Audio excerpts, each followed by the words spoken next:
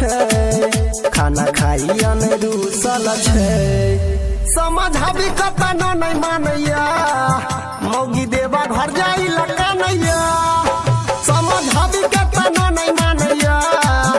मौगी देवा घर जाई लका नैया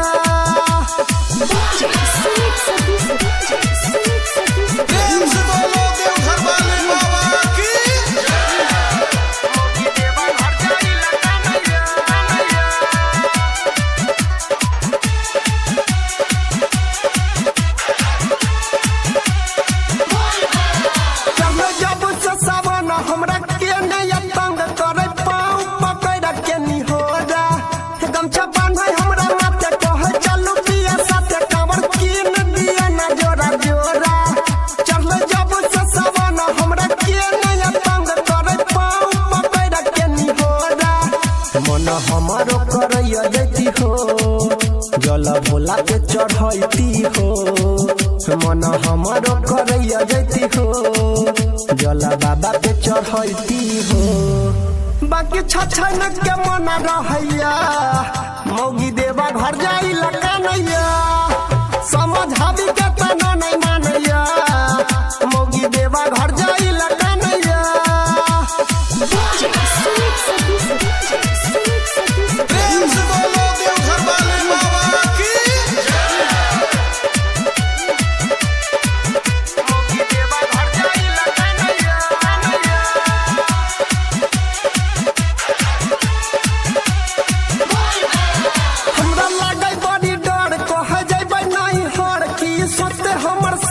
ससुराबा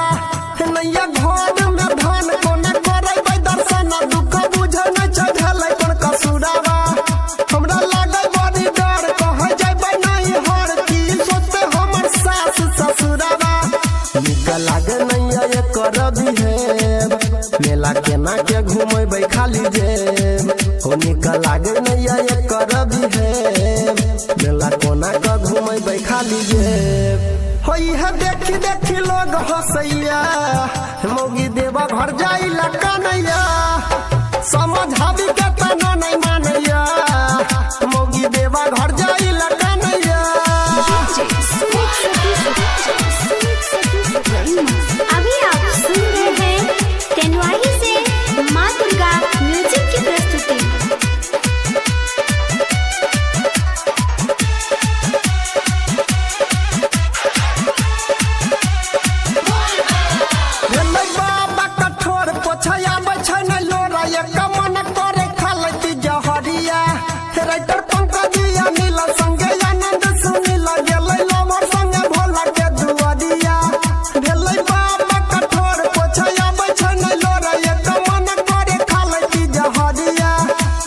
जेब में रुपैया हो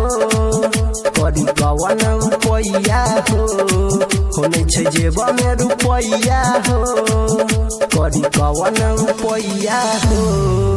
टेंशन से कपार बथैया मौगी देवा घर जाई